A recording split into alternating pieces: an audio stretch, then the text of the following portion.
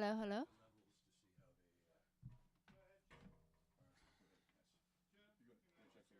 Hello.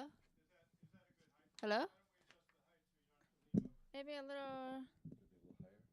Hello. A little higher.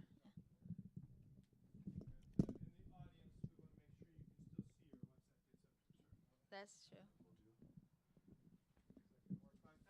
Like that, right? Hello.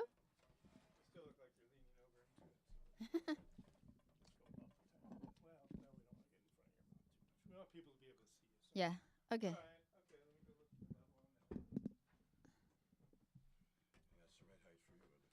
As long as it's picking up, it's fine. Testing, Testing, testing. testing, testing. One, two, three. Hello, hello.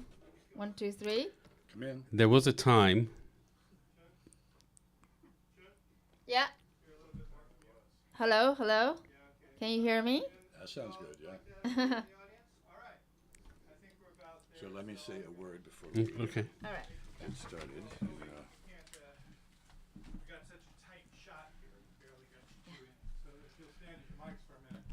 Oh, you want to set the mics for me?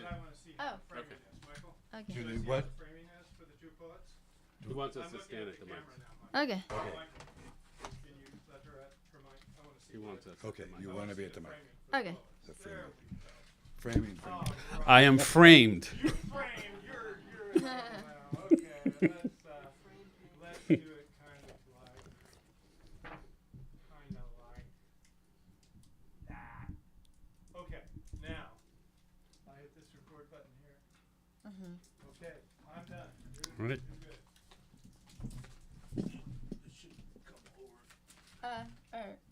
Is it okay? Can you see me? Pull it toward you just a hair. You good? All right. Perfect.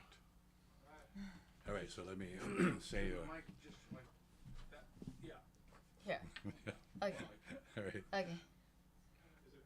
All right. Let me just say All right. a word of greeting to the crowd. Yes. All right. Welcome everyone this evening. Maybe am I better off here? I guess I am. Happy to see you. We're very excited to have Michael Warr and Chun Yu reading this evening. And their project that they've been doing for some time is called Two Languages, One Community. And it explores intercultural spaces between the Chinese American and African American communities in particular. And of course, those two communities are essential to the identity of what it is to be American in so many ways. So it's very exciting to see that cross-pollination happening and that acknowledging those parallels and important cultural references reflected in those two cultures. So we're very excited to having the two of them tonight. I think Michael is going to read first, Chun second, and then they're going to do some interactive things, including some of Chun's translations, which I guess will be read by Michael in English. So without further ado, I guess, Michael, you're next, yeah? Yes. Thank you for being here. It's really wonderful to see you. And just to say a little bit about Two Languages, One Community. And Chun, why don't you come up here for this so we can both talk about that for a minute before we start our reading. So we began this project in like 2015. And the way we met is that we were doing a reading together that Jack Hirschman actually put together at Fort Mason. And I'm sorry. And much stuff on it. And I went up to Chun afterwards. Both of us read in the series, but at different times. And so I told her when we met after my reading that I always wanted my poetry translated into Chinese. And we actually met the very next morning. And Really? yeah, we met like at a cafe. And we started exchanging work. And that's kind of how it started. But soon after that, we started talking about bringing. Do you want to make the change now? Yeah, you probably should. Might as well. Yes, keep on We'll talking. start over. Nice heavy. Yeah, we Close. have a bunch of stuff. Yeah. I need I'm this. sorry, I didn't interrupt like that. There you That's all right. go. All right. Back up a tiny bit and Yeah, take we it away put again. too Sorry. much on it. Be able to How pull do that we? up. Okay. Watch out. All right. That's All a right, stiffer that's it. one. Okay. Hey, folks, pretend you never saw that. I'm going to act. Yeah, exactly. So we started meeting, and exchanging work. And we both have, our poetry has been really community based. And I knew from being translated a number of times, that when you're working with a poet and working with a translator, that you really get deep into discussion about what not only the poem says, but what the meaning is behind it. And but also this experience of bringing that into community. So we decided that we were going to start actually sharing our common experience of translation and writing together, and getting other people to do the same in communities. And so I'll just start with that and see what Chun has to add to it before we get into the reading. Yes, I am a scientist turned poet. So I have a PhD in chemistry, and I went pretty far on that path. But I always wanted to be a writer or artist since I was a child. But my parents, after what they went through and in their own lives, they feel science is a safer path. But now we know it is not true. And so, but at that time, we all believe that's safe, and because you can always say 1 + 1 equals 2. But later on, I discovered that's not always the truth. So here I am, and I am, I actually have mostly left science. I'm a poet, and I also work on graphic novels and also art installations and exhibitions. And our project has been really, really meaningful because we met in Jack Hirschman's San Francisco Public Library series actually in 2014. I just went back to verify again. So it's basically two writers who became interested in working on our own poetry first and learning from each other, but immediately we do realize how much we can do connecting the two communities. So it has been a long time, but when when the pandemic happened and there is a Black Lives Matter movement, and also the anti-Asian violence happened, but we were ready to respond after working on this program for really quite a few years already. So we did a lot of events during that 3 years period of time. We collaborated with many important culture institutes, and also we read from the library to the bookstores, anywhere you can imagine.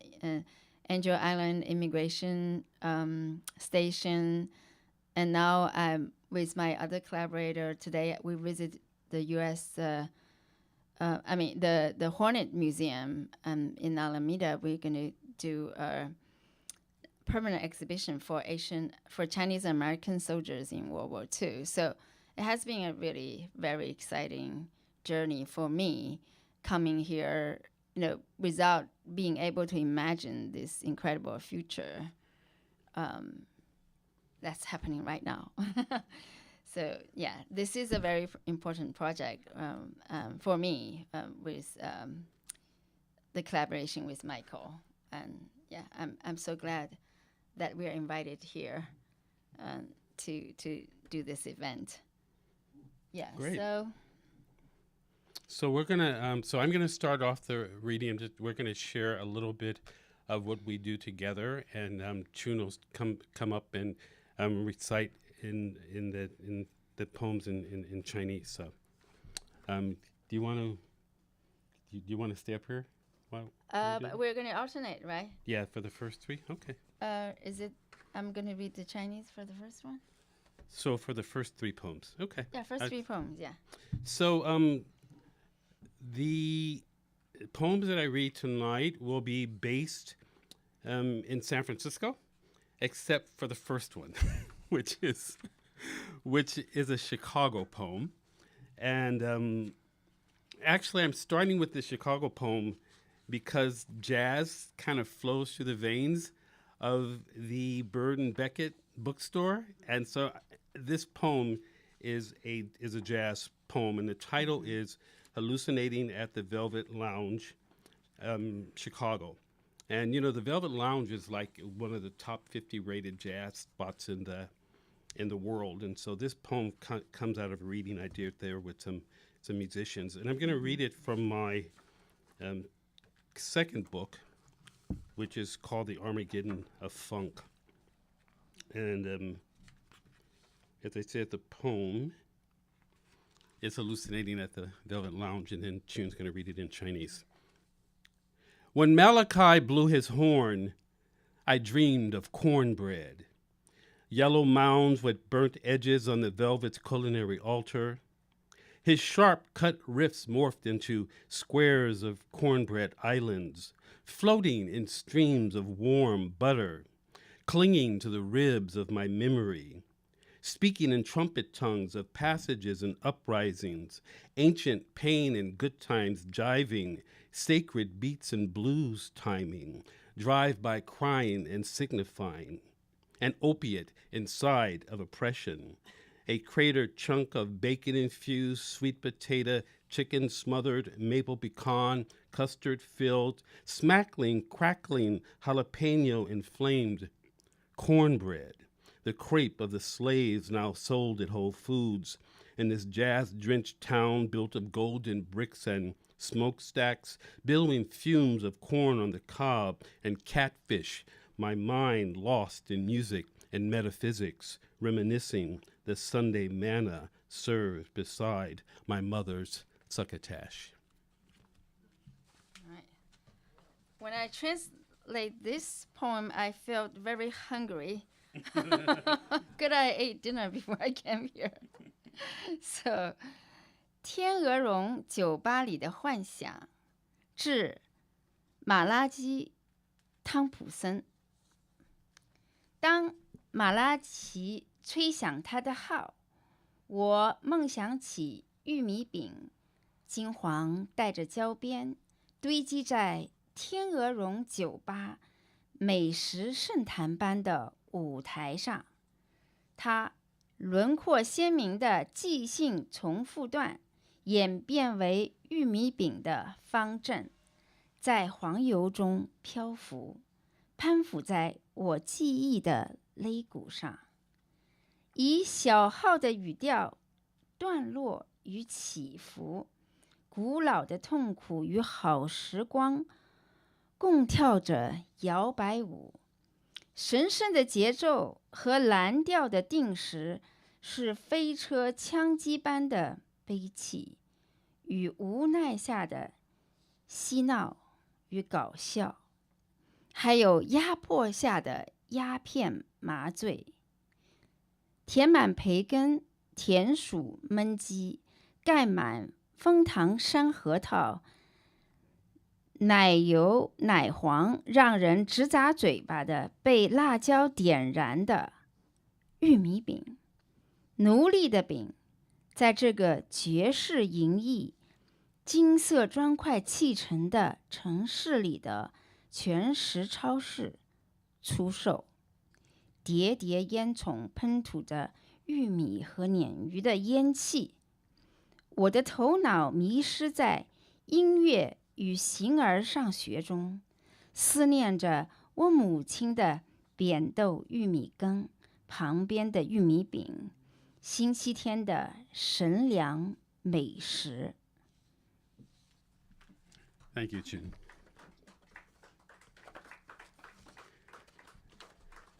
So this next poem is one of the first poems that Chun translated of mine, and it's a poem about the first time I went to a baseball game with my father here in Candlestick Park, before it was this when I was a kid, and you can tell what I was paying attention to during the baseball during the baseball game when you hear this poem. And you can go to our site, the Two Communities website, Two Languages, One Community website, and you'll see a video of me, doing this poem in Candlestick Park before it was imploded. And Chun's also going to translate this one, and we'll be reading it. It's called My Father's Favorite Pastime. On edge of the darkest ghetto stood Candlestick Park, lit bright as an A-bomb's flash. With tiny hands, I turned a bazooka-scented baseball card of Willie Mays. Rows of shattering batting stats dispersed into smoke, while Willie's stuck like skin. Unforgettably black like my mother, whose schoolmates called Shinola.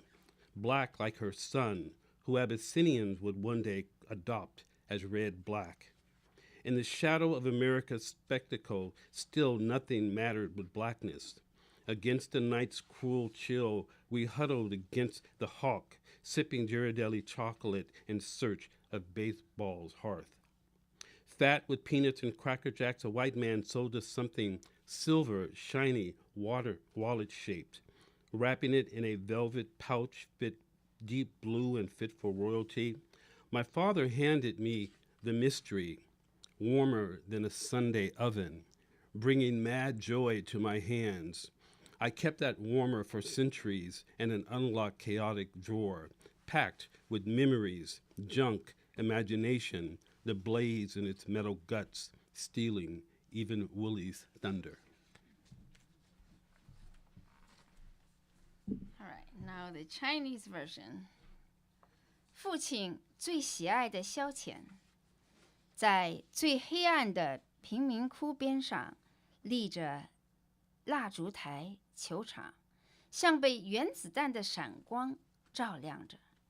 我用小手翻转一张带有巴斯卡口香糖香气的威力麦斯棒球卡，一排排击球统计已经烟消云散，只有威力如肌肤般紧贴不去，像我母亲一样黑得难以忘怀。他的同学们叫他西努纳斜油，像我母亲的儿子一般的黑。有一天，阿比西尼亚的人们会将它定为红色的黑。仍旧在美国式眼光的阴影中，除了黑，其他都不重要。在夜晚的严寒中，我们相依顶着冷风，一边吸着吉尔德利巧克力，一边寻找着棒球的家园如火。一个因花生和焦糖爆米花而肥胖的白人卖给我们一样东西，银白色，亮闪闪，状如钱包，包装在一个皇家风范的深蓝色丝绒袋里。我的父亲递给我的神秘之物，比星期天的烤炉还要温暖，给我的手带来疯狂的欢乐。在一个没上锁的抽屉中，我将那个暖手宝，我将那个暖手保存今年，充满着回忆堆积与幻想。它金属胆中的火，甚至窃取了威力的风头。Well, Michael, if you give me 2 minutes, I just want to share my first and only baseball experience. When I was in Boston, somebody gifted me a ticket to the Red Sox and the Yankees, which is a huge deal. And then I was doing my postdoctoral fellowship at MIT, and the boys discovered I was completely clueless. Was going to completely waste such a precious ticket. So they sat me down at the table and said, Chun, we have to give you a crash course. Just so you go there, you at least know what's going on. So they give me a crash course. I went there. I just eat the peanuts and drink some beer. I did that part really, really well. So when I translate this poem, I completely remember that. And what's funny about it is I remain clueless about baseball. I mean, you can see my poem is all about Willie Mays was black. It had nothing to do with the baseball The game itself. Yeah, I just wanted to use that poem to say something about our work together, is that because it's one of the best examples of how you really have to go beneath the word to find out the meaning. There's a reference to Shinola in this poem, and when Chun was translating it, she discovered, and I did not discovered, grow up with she Shinola. didn't grow up with it, and she's, realized that in China, Shinola is a luxury item, the watches. And I didn't even know that. And Shinola is the same company that makes the shoe polish. Yeah. And the kids used to tease my mother because she was so dark-skinned by calling her Shinola. So that was a common expression, particularly in the South, in black families. And so when we were having this discussion back and forth about, because sometimes Chun would check in with me about the meaning of a word, to make sure that she was translating what I meant. And that was a really good experience, a really good example of what can happen in that process. And she had to make a decision about what word to use for that particular if I add the shoe word. polish part in, because then that makes sense for the Chinese people. If you just say Shinola, they had no clue. Exactly. Yeah. Or they think you're talking about a watch. No, they probably can guess it, but it's really good to make clear. So this is the last poem I'm going to read that Chun's going to translate. And this poem also has a San Francisco connection, but it's not a good one. I wrote this poem to your assailant who attacks us all when we were both invited by the Chinese Cultural Center of San Francisco to contribute writing and video on how we were responding to COVID. This was in the early stages of the pandemic. And that was a time of heightened attacks against both the African American and the Chinese or the Asian American community and the Asian community around the world, and also here in San Francisco and throughout the U.S., where Trump was leading the charge with rhetorical hatred. And this poem is addressed to everyone who engages in such violence and hatred. It's called To Your Assailant Who Attacks Us All. Do you call yourself God-fearing, devoted to do on to others? Does your God condone your violence, your ignorance, your corruption? Does your God hate your neighbor like you do? Does your God share your love for prophets bearing false witness, fueling your grievance fever? Do you swallow the lies they regurgitate? Do you really need a reason? Are you truly a true believer of both God and golden calf? Does the all-knowing know you? Do they love you as you are? Does it matter that they are watching your naked depravity? Do you pray before you pray on innocence in this guilty world? Do you have your God's blessing, or are you as godless as you seem? Did your father teach you to beat the mean and maim? Is he proud of your cowardice? Does your mother say, "Well done, son"? Did they train you in backwardness? Do you feel bigger in your smallness, content with acts of uselessness? Is your inner bully seething still beneath your concealed surface? Are you comforted in your criminality, stupefied by superiority? Simply insane or lost? Who are you?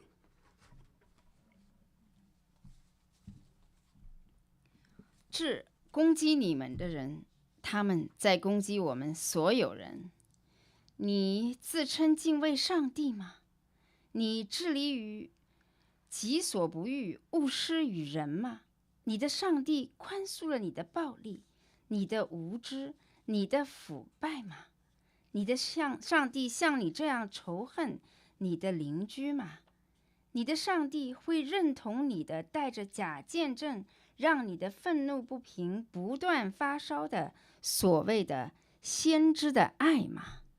你吞下他们反复口吐的谎言吗？你真的需要理由吗？你是你的神和金牛犊真正的信徒吗？你那全知的神认识你吗？他们会爱这样的你吗？你在乎他们看着你赤裸的堕落吗？在袭猎这个有罪的世界上的无辜者时，你祈祷吗？你有上帝的祝福吗？还是像你看起来那样没有上帝？你的父亲教你去攻击、贬低和残害他人吗？他为你的怯懦感到骄傲吗？你的母亲会说干得好，儿子吗？他们训练你倒退、落后了吗？你卑鄙渺小时感到更强大吗？你满足于自己无意的行为吗？隐藏在你的表面下的恶霸还在沸腾吗？你在被优越性麻木了的犯罪中受到了安慰吗？是疯了？是迷路了？你是谁？ Thank you. Thanks, Chun. So the rest of the poems that I read are going to be in English only, although I would love to hear this next one in Chinese. I was invited to write a poem based on a Ferlinghetti poem for the tribute anthology for him. This anthology is called Light on the Walls of Life, that came out after his passing. And the poem that I chose to write my own poem on is What is Poetry? That's the Ferlinghetti poem. So in the anthology, it's called What is Poetry after What is Poetry by Lawrence Ferlinghetti. So I'm going to share that with you and then end with a few short poems in English. What is poetry? Poetry is what the gods created on the 8th day. Poetry is the capture of fire in defiance of darkness. Poetry is the radiant residue of silent storm clouds. Poetry is language tripping accidentally off our tongues. Poetry is the ancients' way of making us pay attention. Poetry is the village choir revolting inside your mouth. Poetry is the ridges on the Trebilite shores of Pangaea. Poetry is the eruptive ripple at the center of an explosion. Poetry is the magnifying glass in our collective eye. Poetry is the heavenly exaltation of earthly revolutions. Poetry is the shaman's trickery for seeing around corners. Poetry is the periscope used to survey the unseen plane. Poetry is a doorknob on our existential implosions. Poetry is a trillion utterances trembling throughout existence. Poetry is a cave entering our dark, damp bodies. Poetry is the act of soaking in the sun forever. Poetry is the deciphering of death's aftermath. Poetry is the ecstasy of unexpected ejaculation. Poetry is the pitch-black starlit universe above Mali's desert. Poetry is a sentient drone spying on humanity. Poetry is the movement of moon's symphony bows in time. Poetry is the unknown poet's pyramid erected for the afterlife. Poetry is the unforgettable balm your mother gave you. Poetry is the resurrection of assassinated hope. Poetry is the event horizon to all that we have lost. Poetry is the scaffolding surrounding our floating souls. Poetry is the child addicted to eternal questions. Poetry is the elixir of the city where I first imagined. Poetry is the self-imposed evidence of insatiable longing. Poetry is Patricia in satin blue wandering through Chicago's snow. Poetry is a colibri hummingbird dancing on magnetic currents.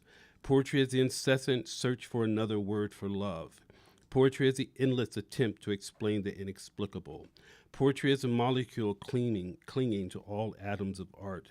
Poetry is a meticulous peeling of Neruda's onion. Poetry is the alchemy of turning syllables into survival. Poetry is the power of a pedestrian language chosen carefully. Poetry is the obsession with an uncontrollable act of telling. Poetry is a condensation of the cosmos into metered meaning. Poetry is the organic pulsing machinery for making memory. Poetry is the pool player 7 in the hands of a book thief. Poetry is the most loving way to describe a loaf of bread. Poetry is a cyclical trance induced by Coltrane's impressions. Poetry is a relentless reckoning with unrelenting oppression. Poetry is a fulcrum for upending the earth. Poetry is what the archangel says it is. Poetry is. Okay, thank you.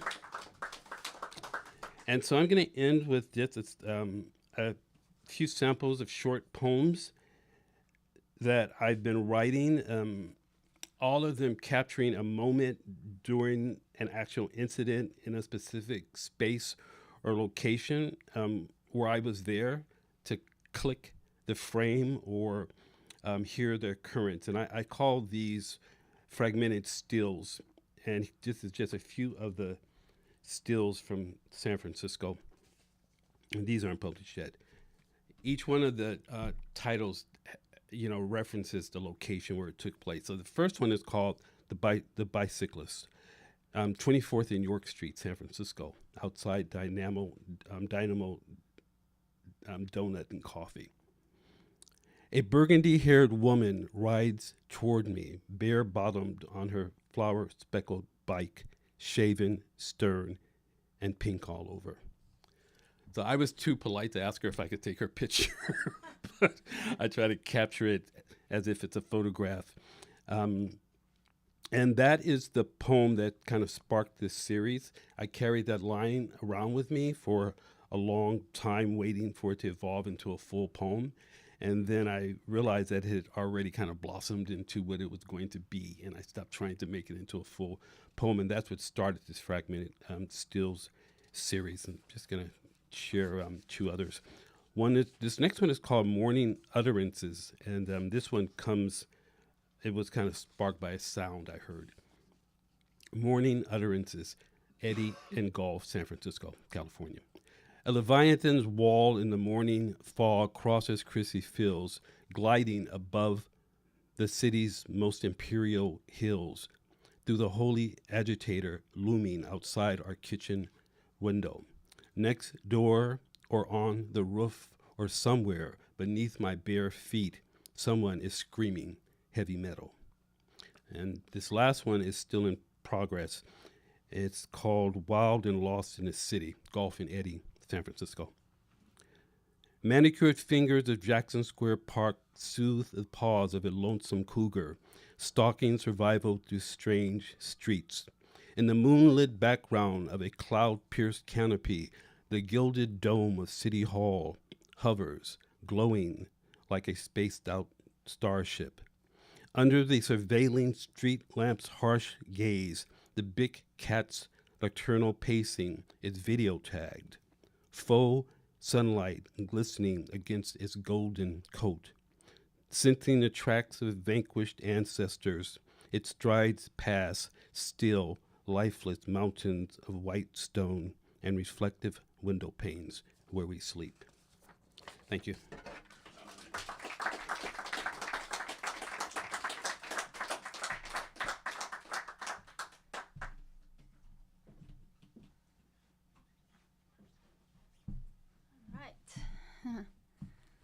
So the first poem I'm going to read is also called Poetry. Actually, it's published as a broadside in the magazine Orion. I wonder if you guys know Orion is one of the best literature magazine on the environment and nature. And so they publish in both English and in Chinese as a detachable broadside. So it's a in 2021 was the year I learned what a broadside is. Before I had no clue. I will tell you the story when I read the second poem.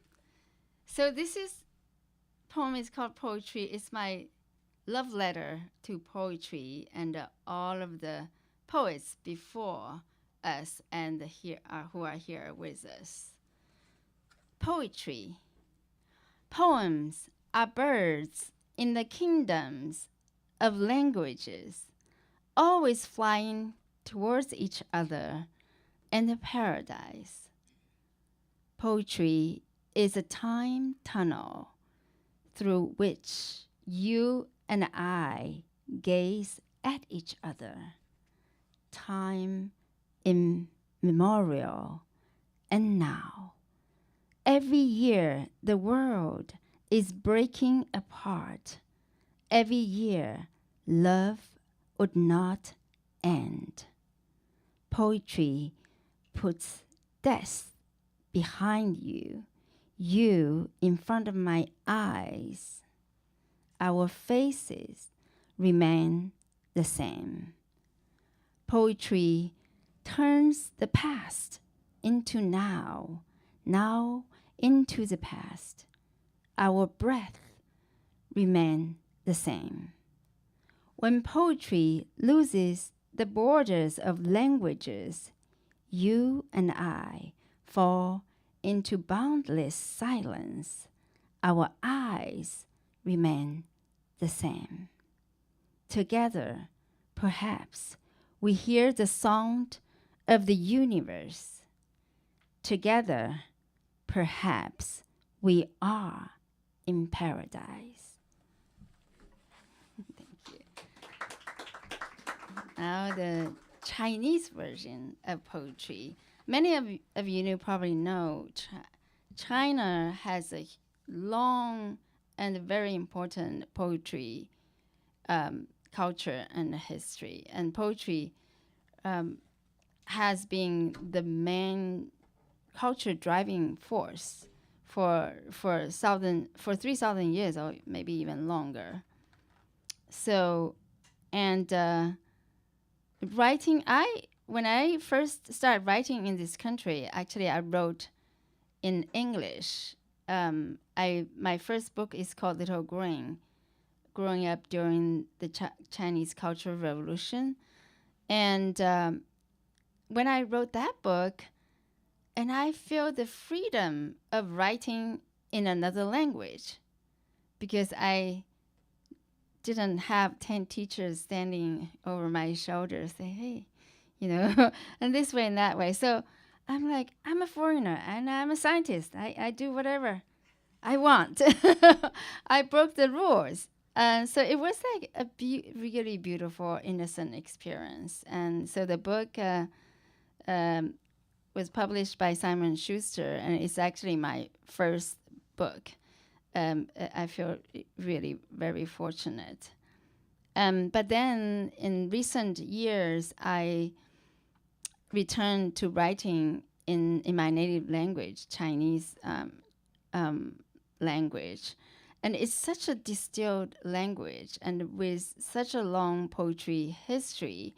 And I feel this incredible sense of home in writing in Chinese and the sense of connection because there's any words you use brings the past back. And the first book of poetry is called the Book of Poems, Shi Jing, and we can all still read it and understand it. It's a miracle in the history of languages because most of other languages you cannot do that.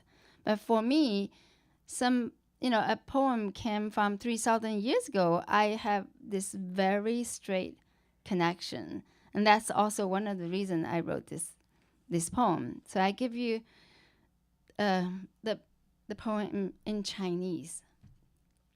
诗歌是语言国度里的鸟儿，总是朝着彼此和天堂飞去。诗歌是时光的隧道，让你从远古和我对望。山河年年破碎，岁岁情深未了。诗歌把死亡放在了你的身后，把你放在了我的眼前，面色如初。诗歌把过去变成了现在，把现在变成了过去，气息如初。当诗歌失去了语言的边界，你我落入无边的静默，目光如初。我们或许一起听见了宇宙的声音，我们或许一起就在天堂。Thank you. So the reason I learned about broadside is a pretty good story because it's my poem, The Map. This is my poem, The Map.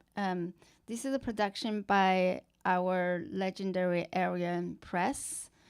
And this is a calligraphy done by Ai-Ching Zhou. She's an incredible calligrapher from Berkeley.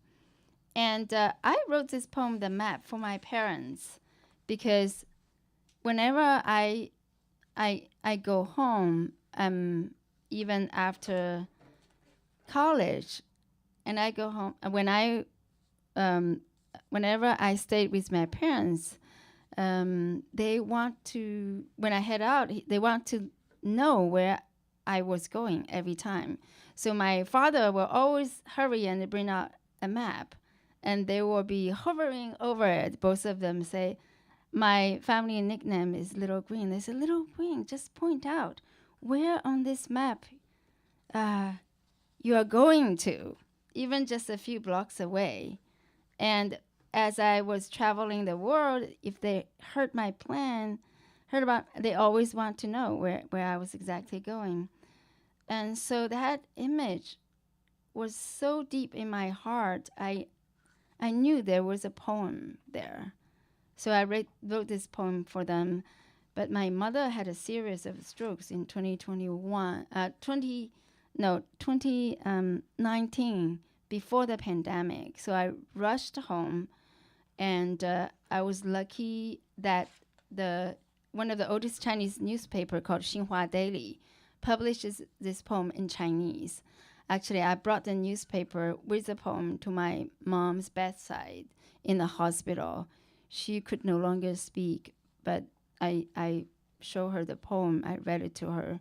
She had tears coming from her eyes. And I came back here at the very beginning of the pandemic.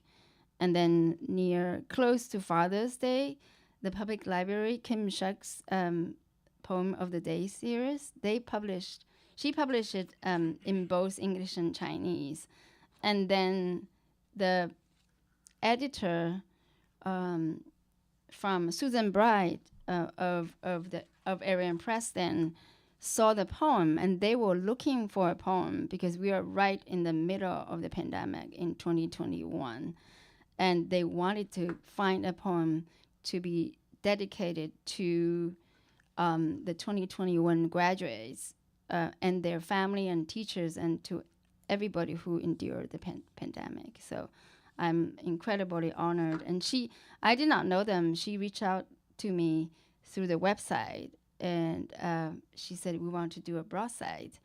And I had no clue what a broadside was. I asked everybody, and I Googled, and then this is a broadside. So, the map. When I was born, your bosom was a map. I occupied all of it in your cradling arms. When I began to walk, your eyesight was a map. I learned my steps, toddling and waddling in your adoring gaze. When I started school, your mind became the map. I ventured out and back from morning to night in your unceasing care. When I grew up and left home, from hometown to other towns, home country to other countries, your heart became the map. I searched far and wide, high and low, for my direction and a place in the world, in your loving thoughts. Each time I set out for a journey, you asked for my destination, studied an open map, accurately locating the point of my being. Then one day, you picked up a magnifying glass, eyes moving closer and closer, hands trembling more and more. Finally, at a loss, no longer seeing clearly the lines and the points on the map, you hold me in your heart. Growing older and older, you can now only walk in my eyes' sight, fumbling steps, every trip outside an adventure. From now on, I will walk by your side so you can lean on me. When we are at a loss, not knowing where to go, love is the map. Thank you. The Chinese version of the map. 地图，刚出生时，你的胸怀是一张地图，我是那地图的全部，在你的怀抱中。刚走路时，你的目光是一张地图，我在那地图中摇摇学步，在你的注视中。上学时，我走出了家门，你的脑海是一张地图，我在那地图中朝出暮归，在你的牵挂中。长大后，我离开了家，从故乡到外乡，从祖国到异国。你的心是一张地图，我在那地图中摸索方向，寻找位置，在你的想念中。每当我开始一个旅程，你总会打开一张地图，询问我的去处，时时准确地找到我的所在。后来，你拿起了放大镜，眼睛离地图越来越近，手抖得越来越厉害。终于，茫然中，你已经看不清地图上的点与线。我在你的心里。渐行渐慢，有一天，你只能在我的目光里蹒跚。每一次出行都是一场冒险。从此，我将把你搀扶在我的臂弯。当我们茫然不知所向，爱是一张地图。Thank you.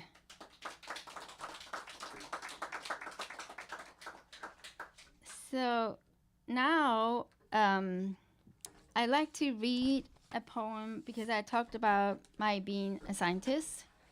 And so I studied polymer chemistry. And, you know, most of the products are known as plastics. So we have huge problems with plastics. But the field, yeah, it's everywhere. But the particular field I studied was biodegradable materials. So I'm the good scientist. My materials all degraded and they're biocompatible. It's the way to go, but it's very expensive to produce. But as a scientist, I fully understand what a huge problem we have, like facing us. So after years of study and contemplation, this is the poem I come up with. It's called The Game of Bonding. The Game of Bonding, a story of plastics. So when plastics do not degrade, it's because the bonding between the small units were too tightly bonded. They don't degrade. So it's also a metaphor for life, right? In many senses. So the game of bonding, a story of plastics. What are plastics but some of the same elements that make up you and me? Hydrogen, oxygen, carbon, nitrogen. What are they but like us of existence coming into forms and beings that can be seen, touched, used, and appreciated through bondings sometimes too intimate, covalent, and long-lasting according to our ever so particular human needs. Nature-made or human-made can both sustain or destroy lives.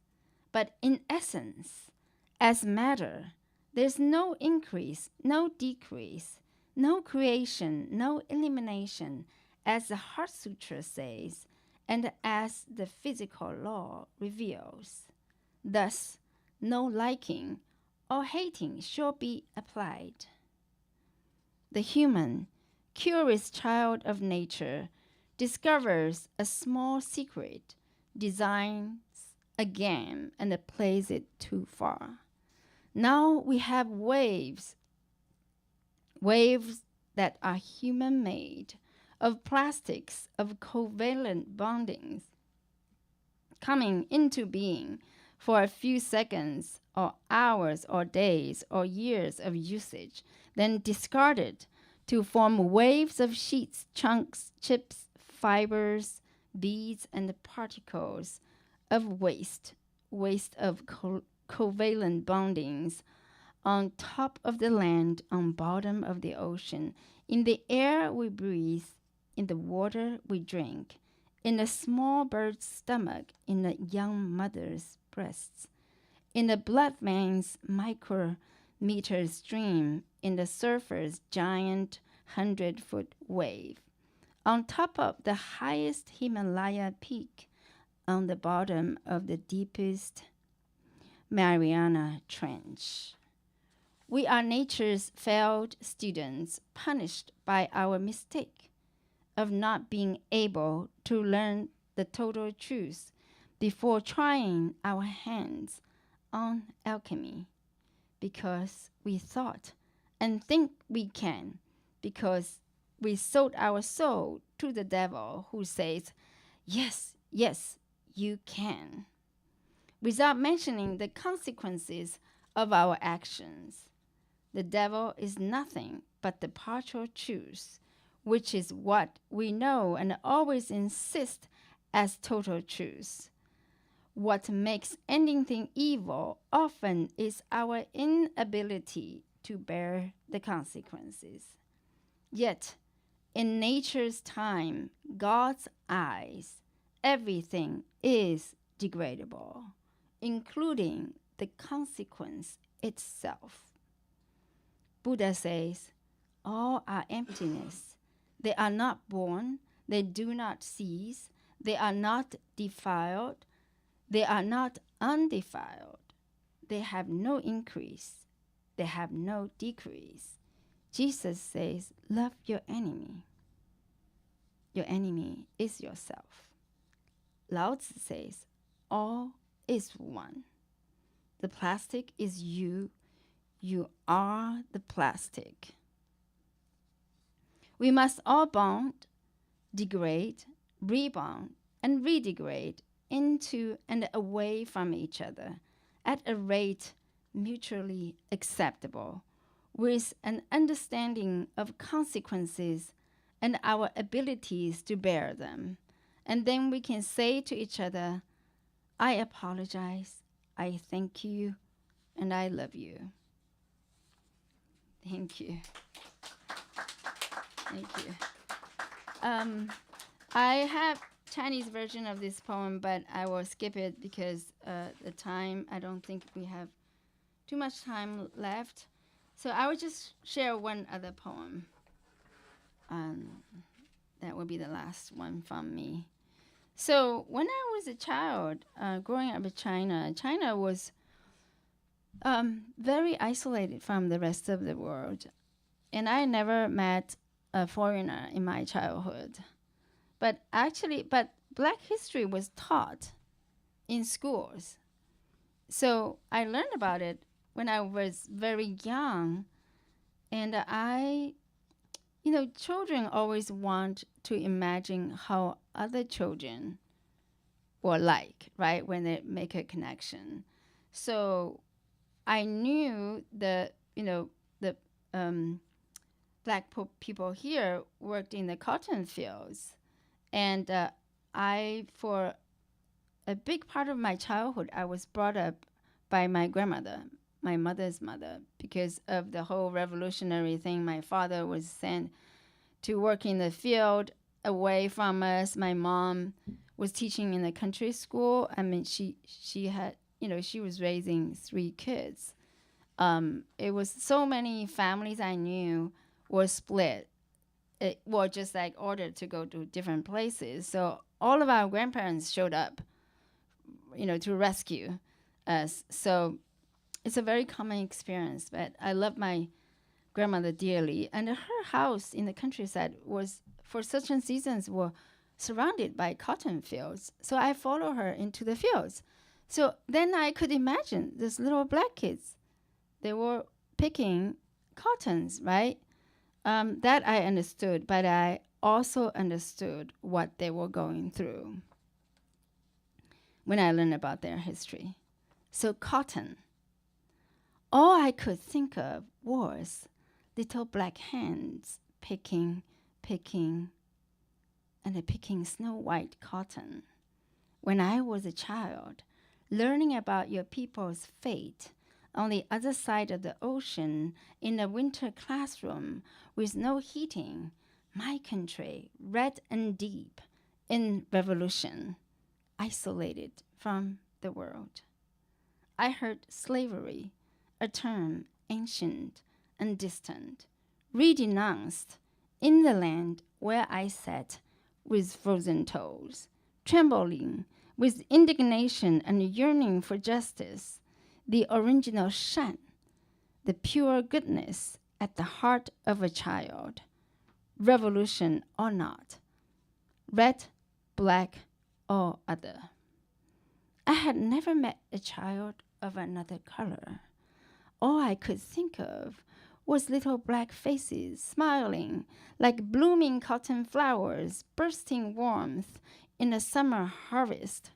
All I could think of was little Black hands giving warm white cotton away, little Black hands snatched away from hands of mama and grandma, little Black hands forever lost in the vast world, little Black hands forever reaching at a loss, little Black hands forever wiping tears clear and salty, just like my own when I missed my mama.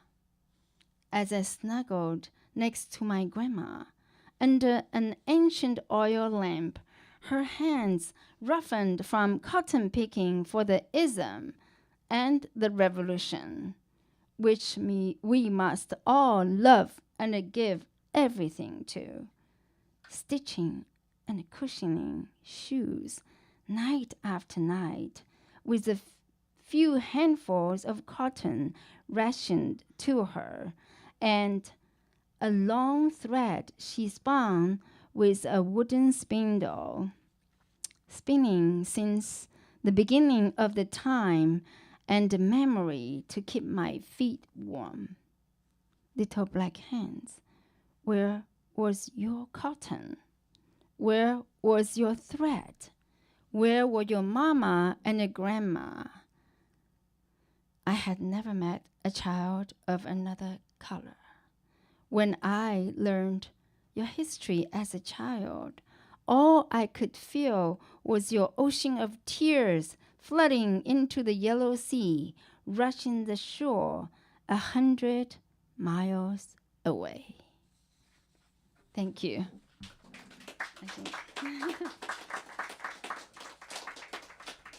Thank you so much. Chun Yu, thank you so much. And Michael Warr. I do want to remind people that books are available up front. Michael has 2 books, and there's a book that's, I think, a collaborative effort. No, it's all his. Oh, the third one is as well? Okay. Yeah, I forgot to bring mine. Oh, okay. There you go. There you go. So, and we're also going to have a tip jar up here too for people who would like to make a donation toward the poets. We're always, poets are always hungry and desperate. So, so we're going to have a like 5 to 8 minute break, and then we'll have the open mic portion of the evening, which Jerry Ferez will preside over. And if you haven't signed up, yeah. Go ahead and sign up. Now is the time to do it.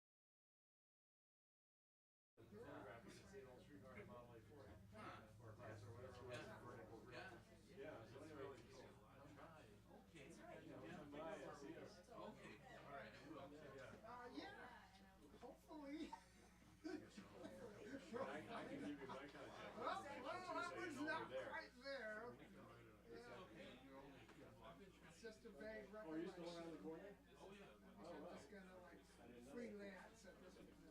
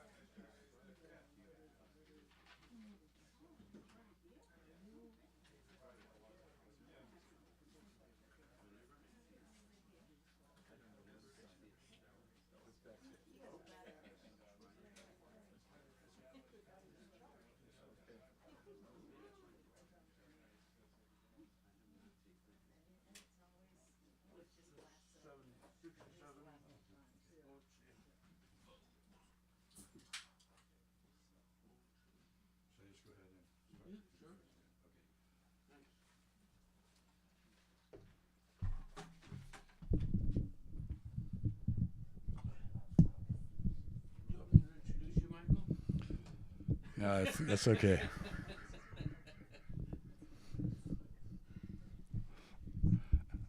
All right. I foolishly decided to introduce myself. But so I'm going to read, as we start the open mic thing, which again, Jory is going to preside over.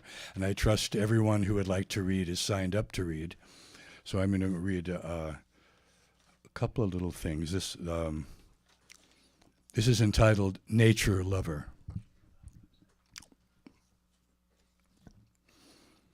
Who doesn't love the myth of nature? Its golden hues and caressing skies, its eerie precision and wild caprice, its indigo flotsam and scarlet jetsam, its majestic rivers, rutabagas, and kittens, to say nothing of black holes replete with nothingness. Why, I love even the snakes that poison us, strangle us, and lead us astray. The red-eyed rats that devour our infants as we sleep, the green sunshine like a tropical holocaust, the blue azaleas like fistfuls of sand, the snow blindness and thirst as we root in the mulch of our delusions. Ah, nature. What better than trudging through the thistles, collecting a bouquet of crutches and cell phones, or stumbling through the weeds with a verse of nature poets tripping off our tongues? Once, combing the beach for shrunken heads, I even found an extinguished star whose light has yet to reach the earth.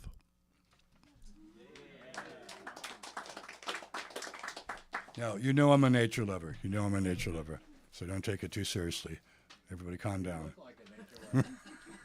Hey, wait a minute now. Now, hey, oh my God. You guys are going too far. So, and I'll conclude with this. It's called Tides. Each night, a fresh moon begins to burn. Tides turn in the veins of salmon.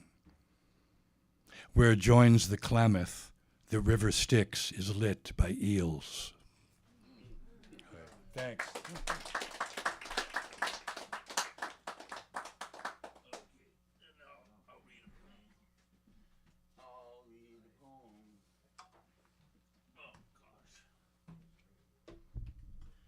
Yeah, I always like to hear Michael read because I've been hearing his poetry he was one of the first poets I met here. I mean, I'm from San Francisco, but he there was a Manny's Can Do club over there on Fillmore, and it was one of the early open poetry reading scenes, and so I've been, when was that, Michael? Late 60s? 72, I think. 72. Yeah, it was a long time ago. So, listening to his poetry all this time. Okay, this is a Save San Bruno Mountain from the Extraterrestrials. And San Bruno Mountain is right down here, right here. Okay.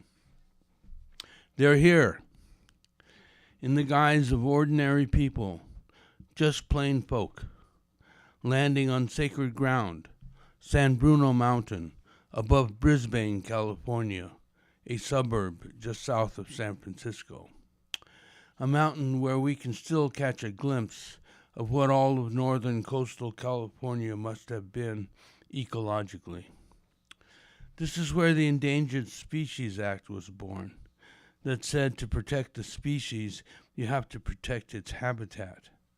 This is not just open space, but a treasure house of biological information.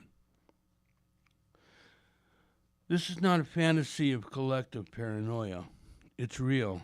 Even strangers have approached me on the street, deeply concerned with the news of this invasion. Already the masses are getting hooked on their alien devices, their brains being reprogrammed. But to what purpose? So I made my once-in-a-lifetime pilgrimage when the mountain was in full bloom, on an expedition with others of like mind, a rally and press release to try and prevent the mountaintop from being developed.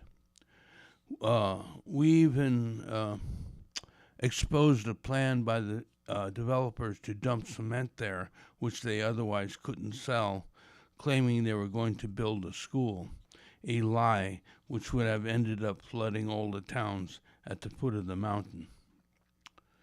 By the way, on the way to the gathering, we passed the Shasta Cola Company headquarters right next to the freeway. And on the side of the building it said boldly for all the traffic to see, "Those who don't like litter, keep it to themselves." Pretty clever, no? Straight up corporate propaganda. And on the other side of the building it said, "Support your local sheriff." Need I say more? Another future fossil of America being advertised by the side of the road. This visionary quest, this educational journey also represents psychologically increase from above, fish raining from heaven into a bowl of receptive earth like a crescent moon, a time of coming spiritual abundance despite the threat of doom hanging over us all. Upon returning to our car after the demonstration, we found that our battery had died, so we were forced to spend some time enjoying ourselves on the mountain, getting truly, wonderfully drunk on this, the ultimate occasion. For on the mountain, with all its diversity, meditating on a single native monkey flower, I realized the universal, the archetype, only expresses itself in unique individual ways. Likewise, to be a good educator in the public interest, you have to explain things in language people can understand and relate to, not just scientific jargon. Then show them a specific example in nature of how it works. Then they will find meaning and purpose in nature and are reassured when they see that all events in the natural world are uniformly governed by law. We were rescued by a friend coming off the mountaintop. Too bad. But isn't that just like life? You only get what you wish for when you give up on it. Never knowing we create the whole conundrum of existence out of nothingness. But to what purpose? Yes, they're here, technologically superior, but otherwise empty stick figures reproducing themselves on the screen of our dreams, having lost that ability themselves. But I'm here too, remember me? This is my mountain, my earth, my sense of home and security, my footprint like no other in the cosmos, bearing witness to a coming age of collective awakening after the time of trouble. But we can still see from here in all directions, in its holy atmosphere, matter and spirit, body and soul, mountain and man are one eternally.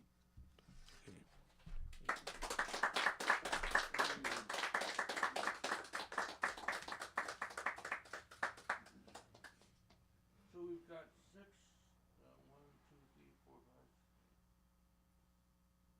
6 poets. Okay, so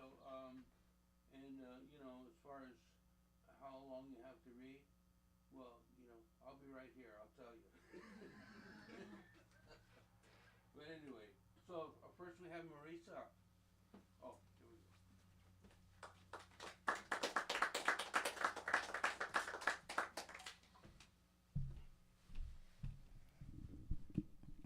Hi, everyone. My name is Marisa Lynn.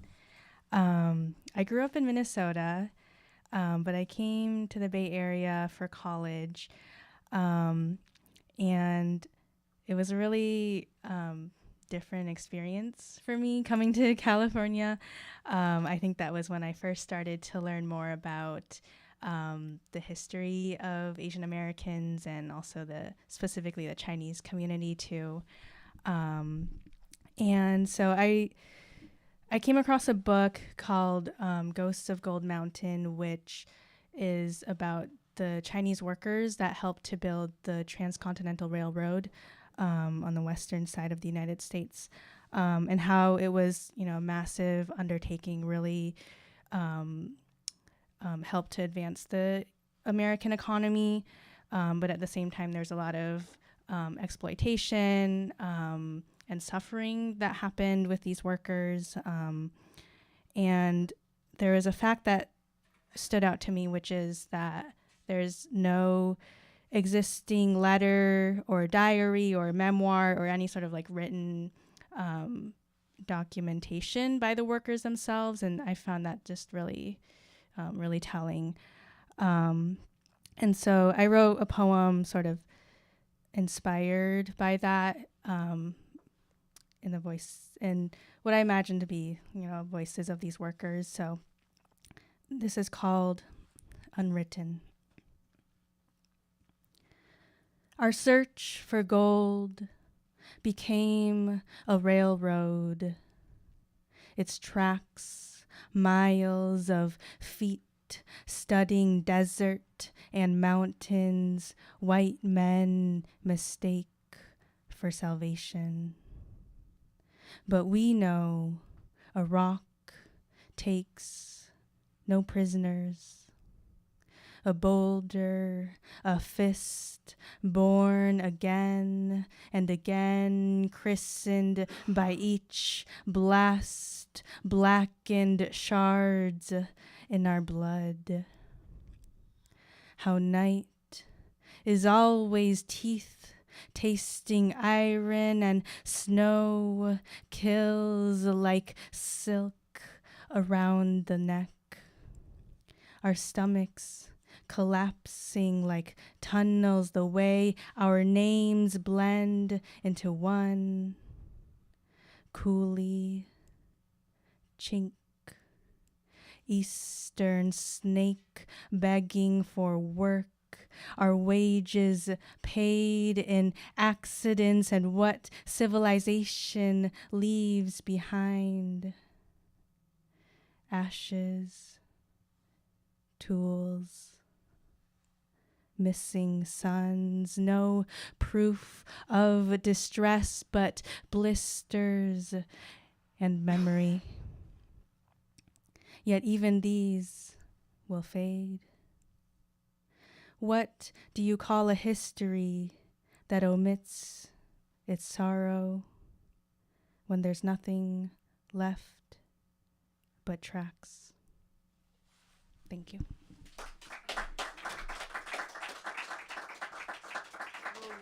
Thank you, Marisa. Okay, and Antoinette Leopain? Okay. Leopain? Antoinette.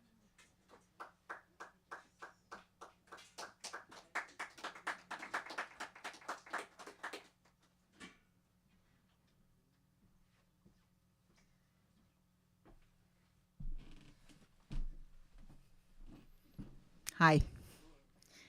Okay, let's see. I have this one called Connecting on Desire. Sand below the waves where earth connects to itself like poets speaking truths in revelation, listening and connecting. Ocean breezes past the shore, pushes everything towards me in the sand. Warmed feet all four corners, like the world, happy to be around poets, living words, lasting words, the ones that count, touching spirit to spirit, informing of another's life. Suddenly a big boat appears on the horizon, outbound, resting there on deep green, dark blue, and a hint of brown from the sand below. Thank you. I have this other one, which is kind of a love poem and kind of not a love poem. And it's called Logical Outcomes Day by Day. Ages past, memories bring us joy, raising children all grown around love and loss. If I had a crystal ball, trusting it to know destiny's call, telling of logical outcomes to this date of desire. Tedious tension, temporary tug, will I last past this initial allure, or have I loved enough already? Heed the signs, it's not meant to be. We are not aligned, we are not our destiny. We try to connect, it's just not there. Square peg in a round hole, tied to a red chair.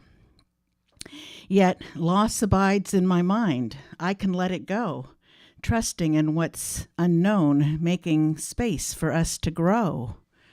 Transformation, not a change, but recognition of thought as thought and nothing more. Enhanced by the power of desire, given strength by belief. Stepping back, leaving control behind the door, letting cosmic radiance steer us to logical outcomes. Rumbling in my gut, a nervous connector, ether to ether, spirit to spirit. Do you hear my voice calling you out under the stars, galaxies apart? Astrological determinations not realized. My mother abandoned me, my father did not. Tenderness with no borders flows in muddy waters. Spiritual care floodlights the good life, keeping me safe, evolving to eternity. Enhanced or amiss, and a possible judgment on what simply is. Can I do one more? Okay, I'd like to do one more. And it is called Black Sergeant Major. And I don't know if you all saw The Hateful Eight with Kurt Russell and Samuel L. Jackson. It's a black cowboy movie. All hatred dispatched between Confederates and Union sides, our Civil War ravaged big country, slavery and emancipation at odds, murderous betrayal by General Charles Sanford Smithers, rabid racist, denied 37 Negro Confederates the same escape route as white soldiers under attack. Black Sergeant Major, bounty hunter, killer, has no mercy. He delights in cruelty. His response to Southern cracker aggressors to kill to kill racist whites to avenge black deaths. Cowboy days in big country, barrel of a shotgun in your face, saloons and churches dot open space, barracks made of wood, burned to the ground by Black Sergeant Major while 27 white prisoners and guards slept. As serendipity would have it in the movies, Sergeant Major met General Smithers' boy, all grown up and stupidly boasting about his daddy. Sergeant Majors laughed as he inflicted revenge on that boy, retribution for every black life ever taken away in slavery.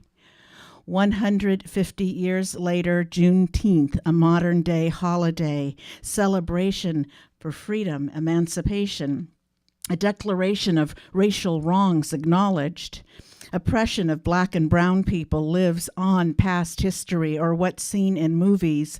Racism remains in America. Let us dismantle this paradigm now. Juneteenth, the door to mutual respect, gateway to equality, human to human. In our essence, under our skin, we have everything, we give everything, we are everything. To deny this is to deny truth as true. Thank you.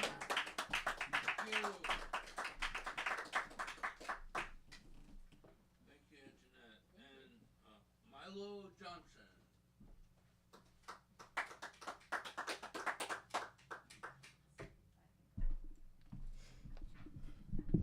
Hi, everyone. I have 2 poems tonight. The first one is called Heavy. I remember him asking if he could carry my books home from school, 2 nerds meandering down a street. I remember asking him, 40 years later, sitting on his lumpy dark couch, "What made you do that?" I remember his scent, musky, floral, buttery, but I can't describe it. I remember him sighing in hospital hallways, in rooms of emergency, intensive and critical, in beds I'd raise and lower.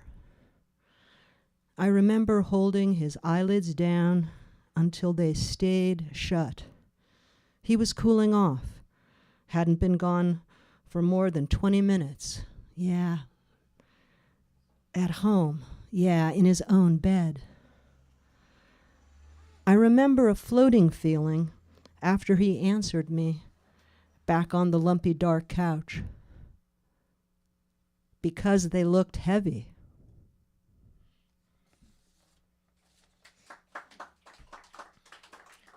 Of course, I blew an important line in that one. Anyway, this next one. The whole thing? Yeah. Really? Yeah. Okay.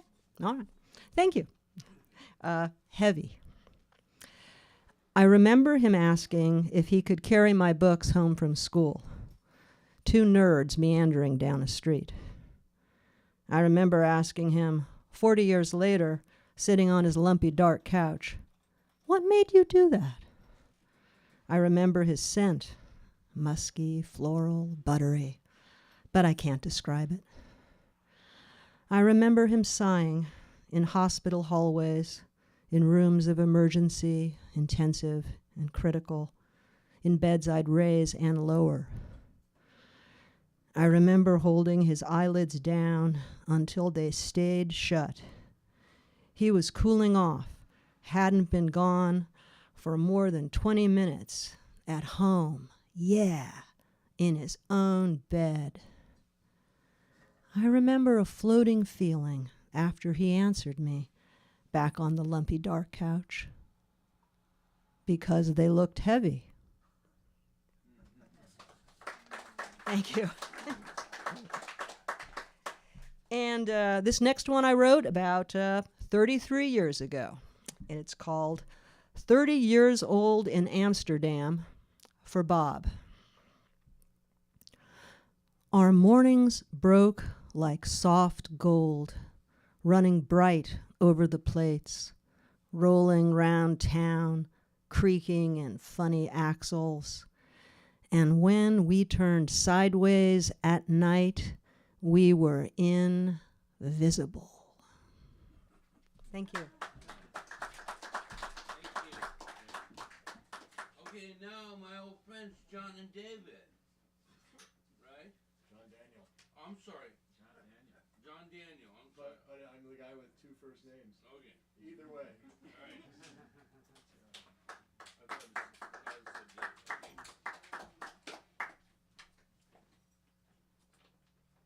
We're neighbors. Yeah. I didn't know we were still Look neighbors. at that axe. Wow. I thought you moved into another house. Seems like there's kind of a, some racial commentary tonight. I remember my mom used to drive me to church, and she would say during the Civil Rights era, 1968 or so, Negroes just want everything handed to them on a silver platter. As she drove to church.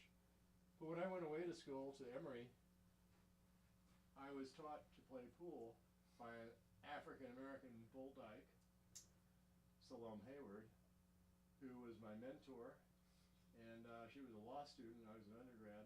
And when I got disinterested in math and chemistry, I used to study all night with her, and she told me about the Green Book and about her parents going from gas station to gas station, according to the Green Book. And we would just talk all night instead of study, is what we'd do. We'd go out to the bars at other times. Those are special times. Well, she offered to take me to law school class. I never took her up on that offer. But when my parents disinherited me and disowned me because either I was socialist or I was gay, I don't know why. I know why. They were Nazis. But,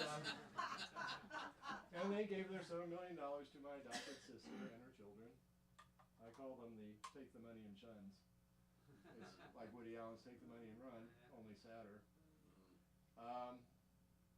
They had all these apartments and everything. I used to work in their real estate office as a real estate agent, putting myself through college, and then I put myself through law school. And learning the guitar is harder than that.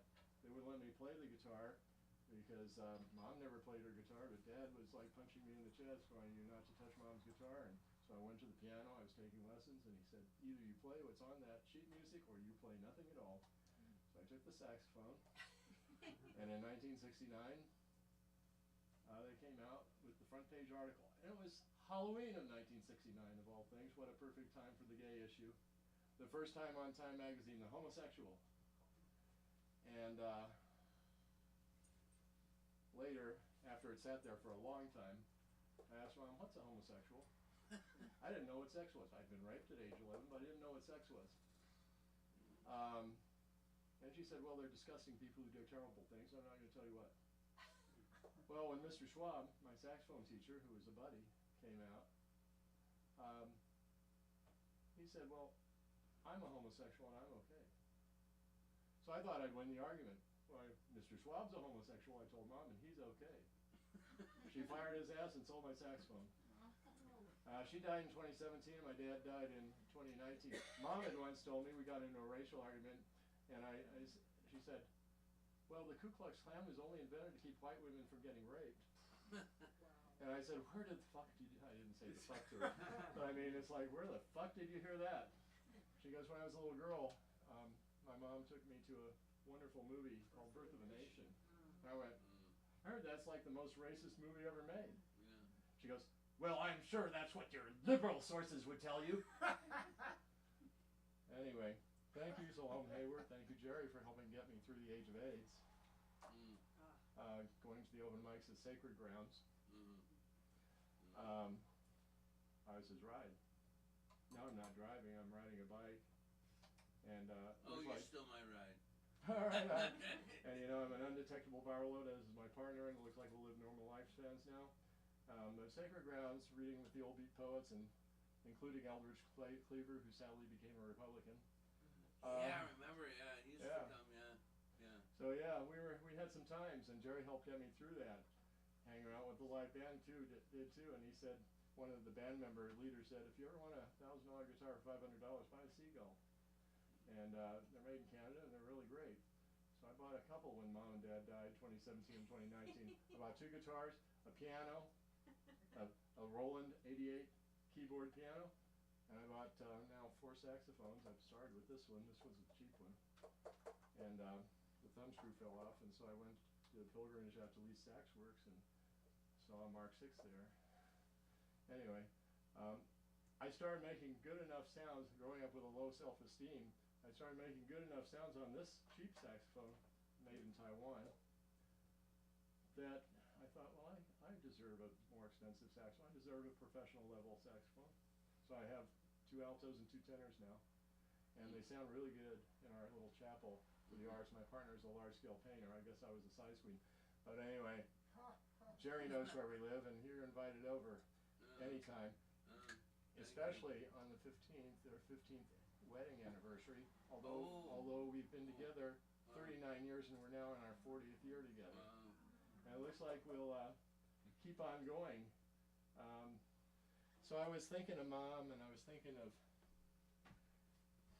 just how fucked everything was. And but there was one thing she did that was really nice, and she led choirs at church. And before she died, she put together a bell choir, and I think they played something like this. If I can get the tune in my mind, it'll take a second to. I need to figure out what key it starts off in. So here we go. I brought a crib sheet because I need to start on the right note. If I start on the right note, I can play it. I'm trying to learn 250 songs that I've enjoyed. And I just brought a crib sheet with a few of them. So I need to start in a G sharp or G. Oh no, that's the wrong one. Let's see.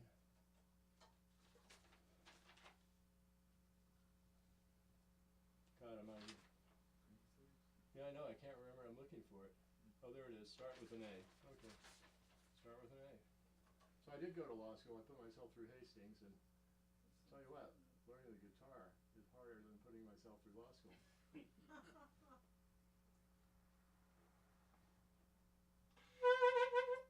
I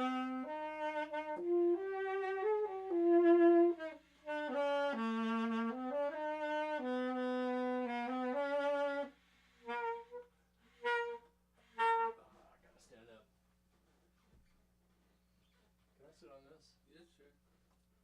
I need a little more distance. There.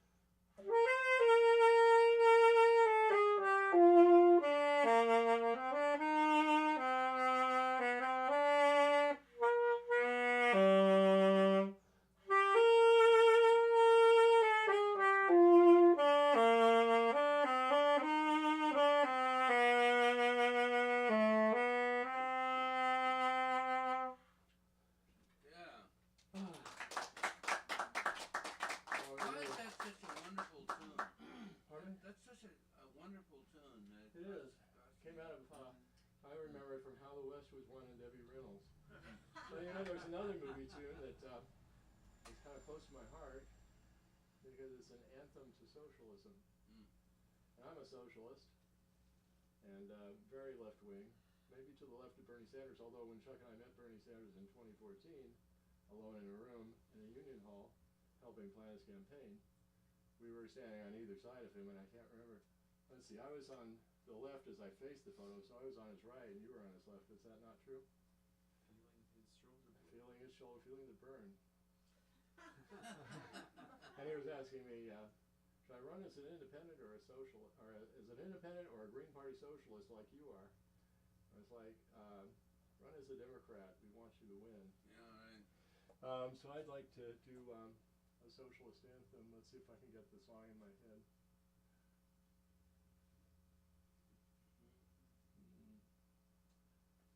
I need to see where it starts.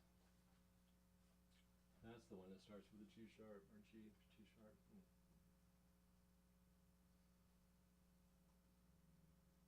I have to get the song in my head because I don't have the music with me.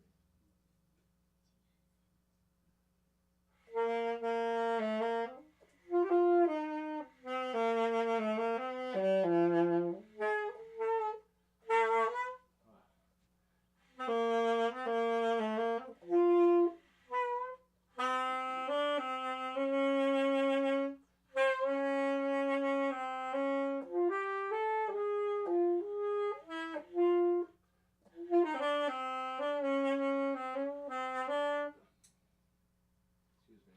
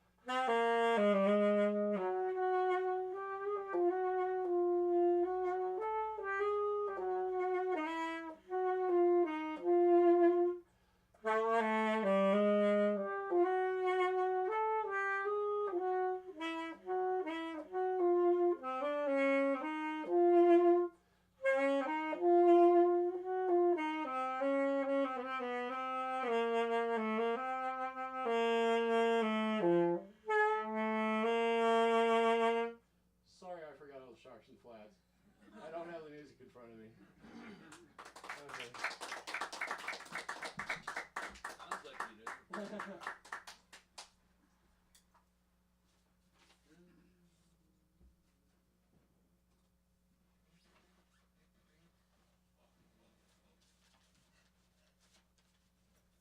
I can do it better, but this is like the first time I played in public. Oh, wow. I just bought the instruments a year ago, and I've been relearning it. But yeah, like I really need to get centered and kind of concentrating before I start. And it's like right now my mind's a million places. That's what mine did.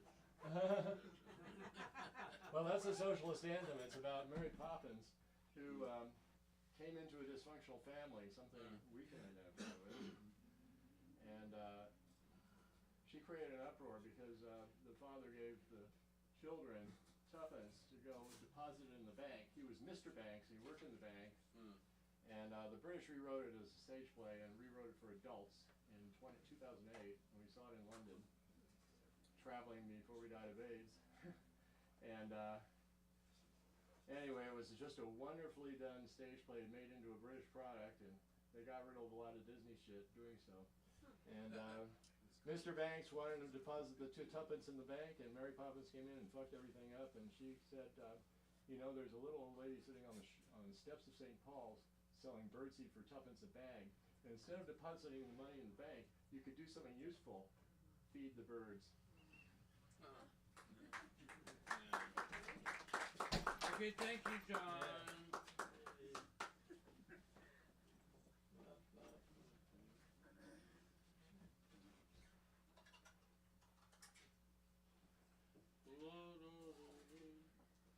I have a friend, it's a sax player, so Does he much give you of. good sax? But I'm learning more about individual horns, you know, and all the different aspects of, you know, each trades in horns, you know. I've got my But, eye on one that was the year I was born, 1956. Yeah, I've got my eye on another horn. Yeah, so. Yeah, so, I always thought, oh, saxophone's a saxophone, right? It's a jazz instrument, that's about all I knew, you know. It can laugh, it can cry, it's however you play it, and it takes everything out of you, and you get winded. It's your whole body. Okay, John. Okay, now we have the actor. The quote, the actor. Congratulations, you did it. Yeah, it's like in 6 dimensions. This is one. It's like one straight line. Completely blindfolded. But not tonight. Be better if I was blindfolded. Do we have the actor? Okay. I got up. I broke through. It's the first time I've ever done it in front of a crowd. Thank you. Cheers, mate. The thing about you know, the Buddha said that one of the man's great fears is public speaking. Okay. I put myself through law school and I practiced litigation for 10 years, so that. But the butterflies never go away. Yeah, they shouldn't. Yeah, you just get up there and do it anyway, you know. Yeah. I don't mind speaking. So do they have another name or just the actor? Just the actor. Okay. Yeah. Mysterious, man of mystery. Do you need any? No. Just some space.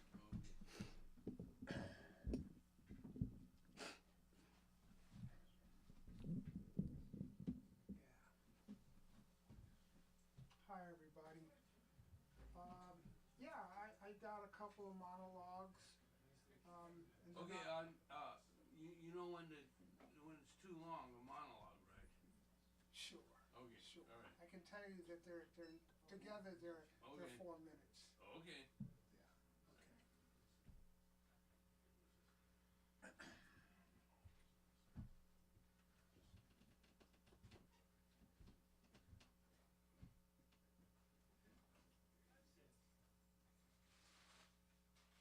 Do not go gentle into that good night. Rage, rage against the dying of the light. The wise men at their end, no dark is right, because their words have forked no lightning. They do not go gentle into that good night. Good men, the last wave by, crying how bright their frail deeds might have danced in a green bay. Rage, rage against the dying of the light. Wild men who sang and caught the sun in flight and learned too late they grieve it on its way. Do not go gentle into that good night. Grave men near death who see with blinding sight, blind eyes could blaze like meteors and be gay. Rage, rage against the dying of the light. And you, my father, there on the sad height. Curse, bless me now with your fierce tears. I pray. Do not go gentle into good night. Rage, rage against the dying of the light.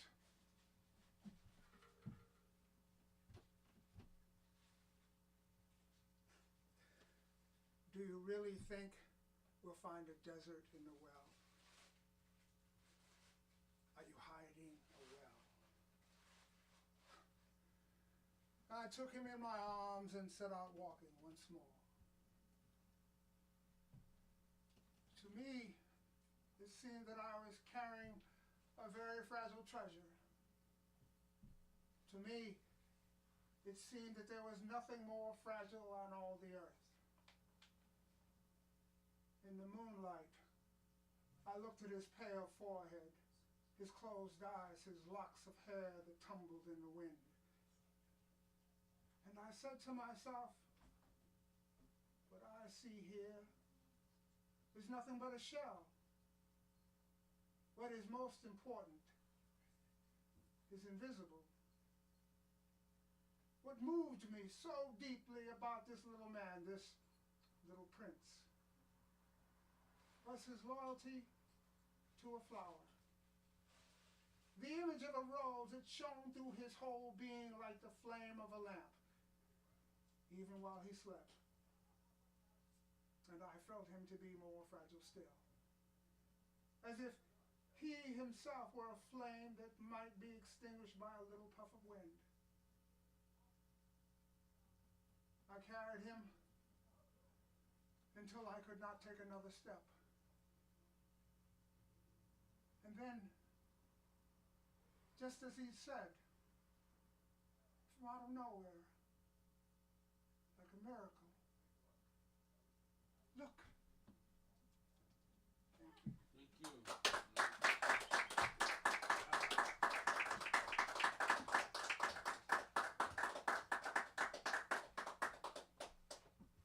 Okay, Michael Adams. Do we have Michael Adams?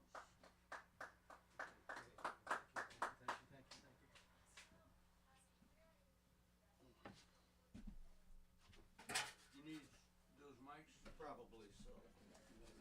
At least one, maybe. Does it matter which one? No. As long as you can hear yourself. I'll give it a try. Does that work? Hello, everyone. And I noticed as you did, there's a lot of commentary about race and race relations tonight for some reason. So I was just going to appreciate everyone else's, and it struck me. So I went back to my car and got a poem that I wrote in 1995, doing work as a director of affirmative action, equal opportunity, diversity, anti-racism for major institutions, both here and in the Midwest. And I realized that some things don't change very rapidly. So I wrote this in 95. You may remember the fight about affirmative action in 95 and Proposition 209 and all the turmoil about giving unfair advantage to people of color and women and folks with disabilities who couldn't make it on their own. They needed a hand up, and then now we're discovering, guess who really had the hand up? Were the fortunate relatives of rich and powerful people, especially in our major universities. So, 95, I wrote this. This thing we call affirmative action is an equal opportunity transaction for many of those who have been excluded and can't avoid feeling quite deluded, who see the present and the ugly past, fired first and hired last, while the better jobs are set aside, giving good old boys a nice free ride.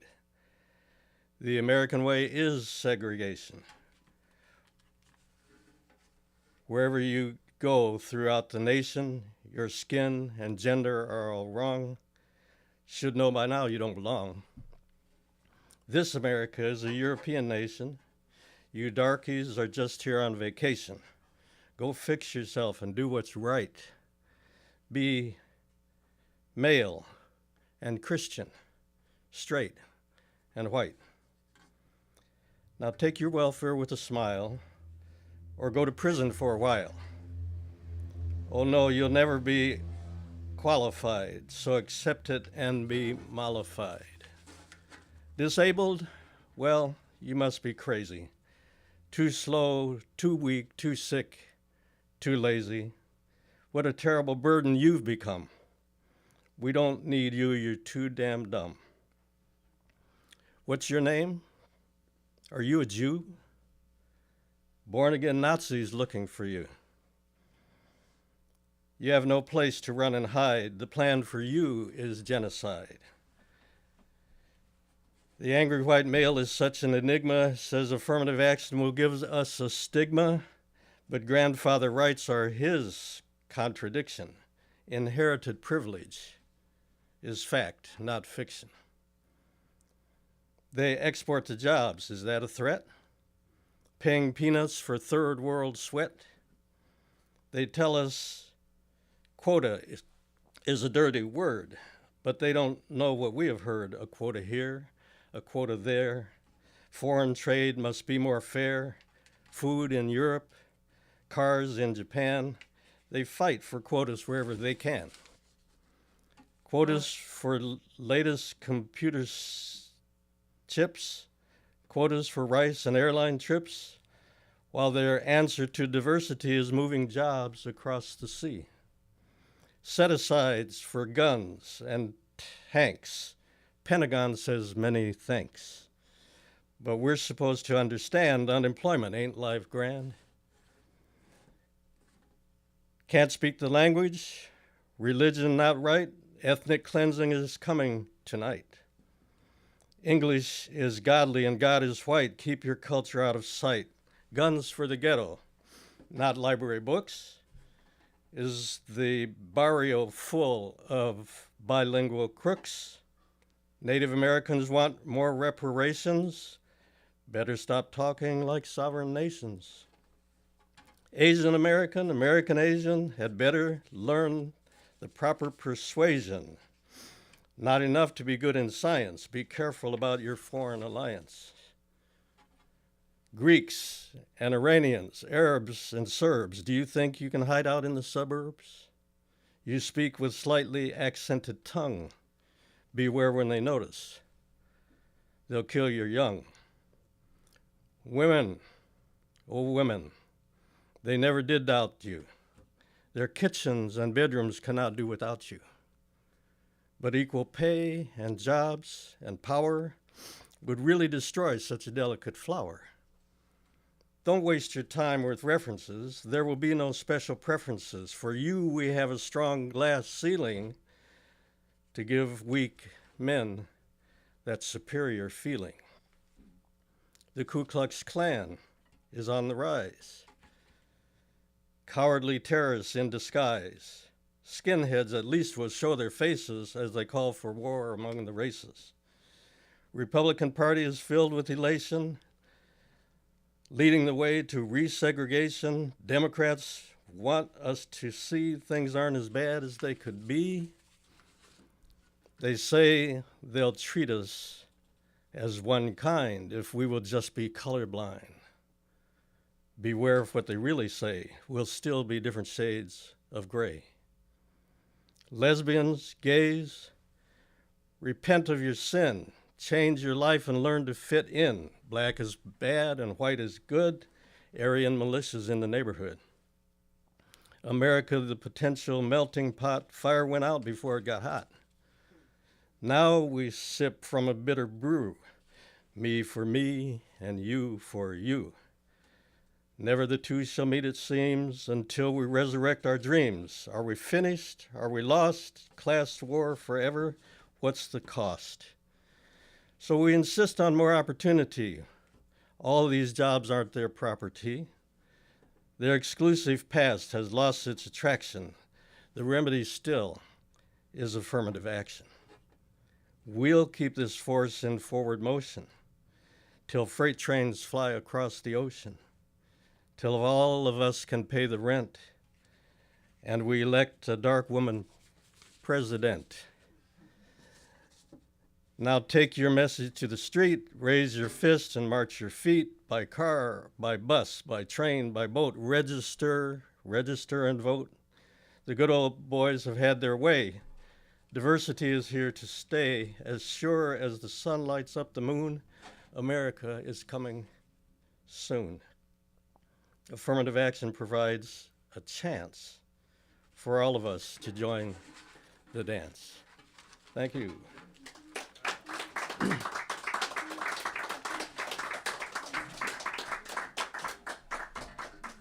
1995, I couldn't believe the thing still rings. Okay, thank you, Michael. And August Bleed, the last poet.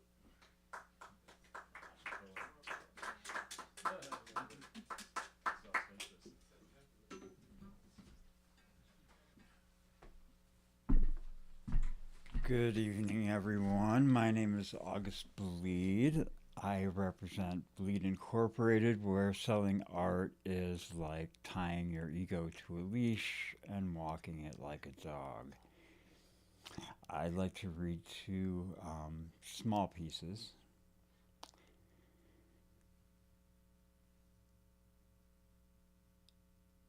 After the police stopped following me, I went to the ocean's edge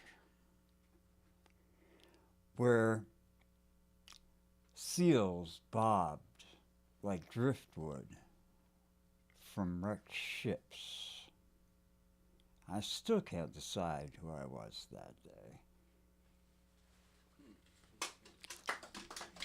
Thank you.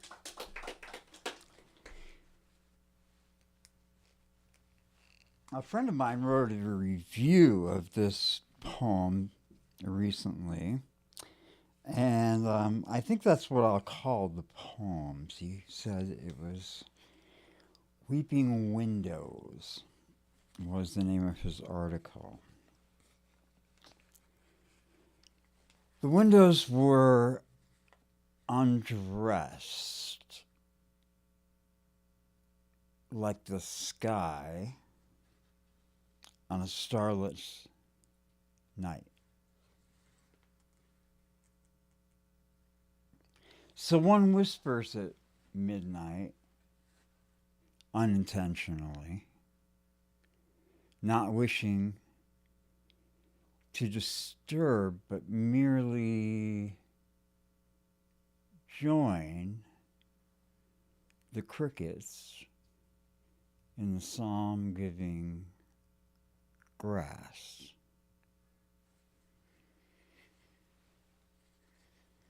Kept low by gravity, legs rubbing together in mad crescendos.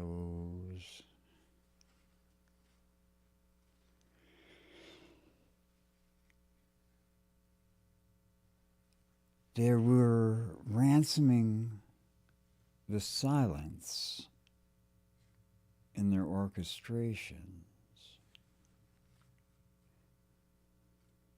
And by ransom, they kept the purest part of silence to themselves. Thank you.